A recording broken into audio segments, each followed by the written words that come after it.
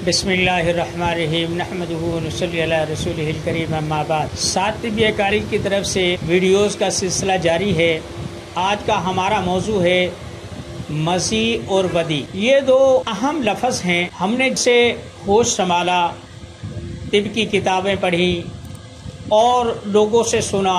अब तो खैर गवर्नमेंट ने पाबंदी लगा दी है, वगरना पूरे लाहौर की दरो दीवार पर इश्तिहार होता था मर्दाना कमज़ोरी, कतरात का आना, कतरात का बहना। इसकी हकीकत क्या है? ये कोई इतनी बड़ी साइंस नहीं है, एक छोटी सी बात है। कुदरत ने जो चीज़ें हमें बतौर सिफ़ात और बतौर हिफाजत या बतौर खासियत के अता की थी, हमने उन्हें मर्ज़ बनाकर पेश किया और लोगों से सादा लोगों को लूटना शुरू किया, उनकी जेबें काटना शुरू की और उन्हें तरह तरह के नुस्खे देने शुरू किए। देखिए, मसीह उस मवाद को कहते हैं, उस पानी को कहते हैं कि जब इंसान जिमा के लिए आमादा होता है या शहवानी ख्यालात इंसान पर गालिब होते हैं तो नफस से एक पानी निकलता है, उसमें हल्की सी चिपचिपाहट होती है। याद रखें, ये मनी नहीं होती। उसकी वजह यह होती है कि जब इंसान इन ख्यालात में खो जाता है तो जिस्म में जो महर्रिकात होते हैं, जिमा के लिए आमादा करते हैं, वो फिर हमारे आलात तनासुल को भी आमादा करते हैं। जब इनमें तहरीक पैदा होती है तो हर चीज़ अपने अपने काम में मसरूफ़ हो जाती है।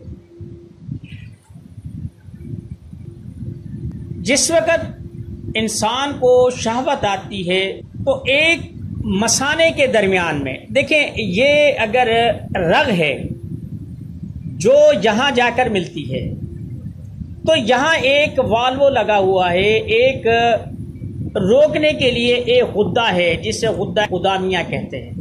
उसका काम ये होता है कि वो खुशियतैन और मसाने की दोनों नालियाँ यहाँ आकर मिलती हैं।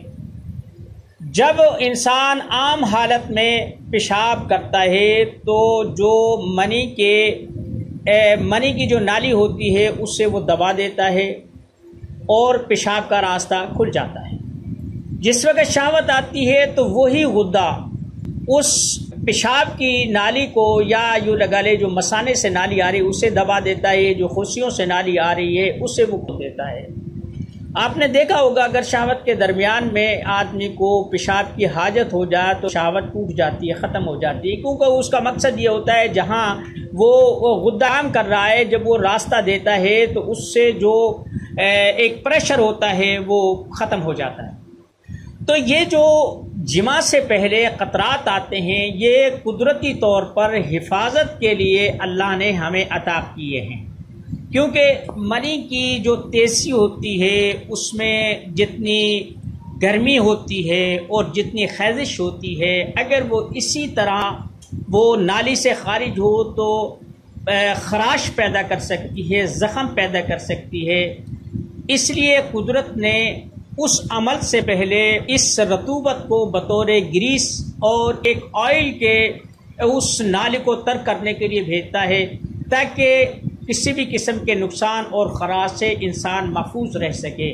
तो ये कोई बीमारी नहीं है, बल्कि ये कुदरत का हिफाजती अमल है जिसे हम बंद करने के चक्कर में हज़ारों रुपए, लाखों रुपए लुटा देते हैं। जनाब, मेरे तो जो है ना कतरात ही बंद नहीं होते।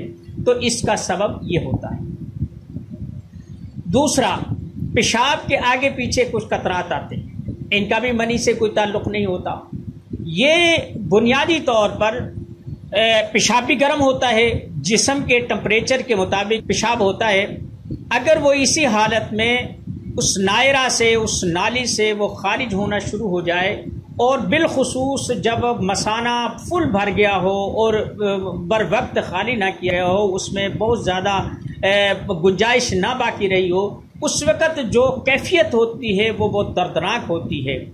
तो वो जो रतूबत होती है वो इस नाली को گریس کر دیتی ہے، اس کو پتلا وہ پانی جو ہے اس نالی کو تر کر دیتا ہے، جس سے پیشاب کی خیزش اس نالی کو متاثر نہیں کرتی، اس سے بچی رہتی ہے، حفاظت ہوتی ہے۔ اور کچھ لوگوں کو گردے کی خرابیاں ہوتی ہیں، جس کی وجہ سے یہ جو مواد ہے زیادہ جمع ہو جاتا ہے اور زیادہ مقدار میں خارج ہوتا ہے۔ تو بنیادی طور پر ان دونوں کا منی سے کوئی تعلق نہیں ہے، ان کا ان غدود سے تعلق ہے، غدہ قدامیہ سے ہے یا گردوں سے تعلق ہوتا ہے۔ یہ اگر حالبین میں یا مثانے میں یا غدہ قدامیہ میں اگر کسی وجہ سے سوزش ہو جائے تو یہ رطوبت اس وقت بھی بہت زیادہ مقدار میں جاتی ہے، تو اس وجہ سے اسے روکنے کے بجائے اسے معتدل رکھیں۔